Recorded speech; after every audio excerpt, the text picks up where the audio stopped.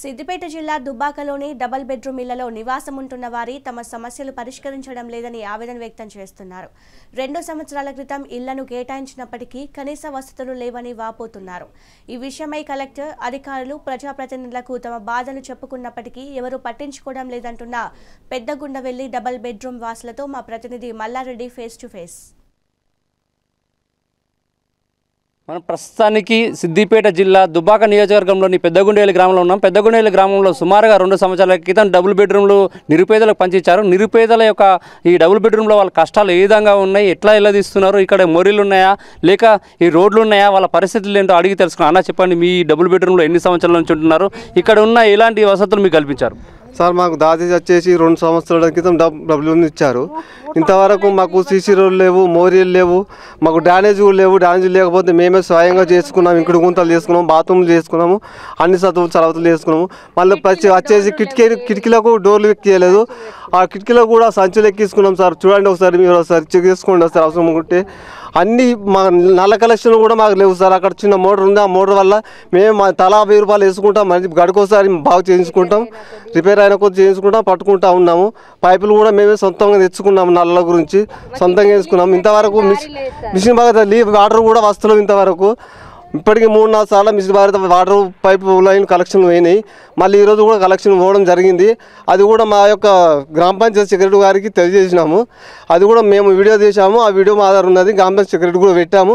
ఆయన వచ్చి చూసి వెళ్ళిపోయాడు. మాకు కూడా ఏం చెప్పలేదు ఇంతవరకు. మా పిల్లలు మా వికలాంగులు సార్. ఇంతవరకు మేము పొద్దాక పనికి పోయేస్తాము. మాకు వద్దామంటే తవ్వలేదు, దారి లేదు. దారిలో మేము తినడానికి వస్తున్నాక అడ్డం పడుతున్నాము. ఇక ఇతను వికలాంగుడు సార్, ఇతను కూడా పోయేస్తుంటాడు, బండి వేస్తుంటాడు. జారి ఒకవేళ అక్కడ అడ్డం పడితే పరిస్థితి ఎవరు సంధించాలి సార్? గవర్నమెంట్ సంధిస్తారా లేకపోతే మా మండల సెక్రటరీ గారు సంధిస్తారా?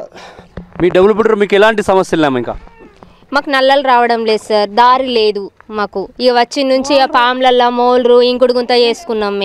మేమే చేసుకున్నాం పాయకన్లు, బాత్రూమ్లు. మాకేమి ఒక ఇల్లు ఇచ్చినట్టే కానీ ఏ సలవతులు లేవు సార్. రోడ్డు లేదు, ఏది లేదు, మోరీ లేదు. ఇంకుడు గుంతలు నిండిపోతున్నాయి. కొంతమంది జాగలు ఉన్న వాళ్ళు పైపులు వేసుకుంటారు. మాకు పైపులు కూడా వేసుకుందామన్న ఓల ప్లేస్లో వేసుకోవడానికి ఓనికి వీలు లేదు. చుట్టూరుగా తొవ్వ లేకుండా వేసి పారేసిరు. అంతా పొక్క, మాకు నీళ్ళకే నడుచుడు ఉంది సార్. డబుల్ బెడ్రూమ్లో ఇంకా ఎలాంటి సలవతులు లేవు. నువ్వు సలవతులు కలవడానికి గవర్నమెంట్ ఏం కోరుకుంటున్నాను? 2 సంవత్సరాల నుంచి నేను కలెక్టర్ దగ్గరికి 2-3 సార్లు పోయాను. 2 సంవత్సరాల నుంచి పంచారు. నాకు రోడ్డు లేదు, మొత్తానికే రోడ్డు లేదు. మెట్ల దాకా మొత్తం దున్నిండు.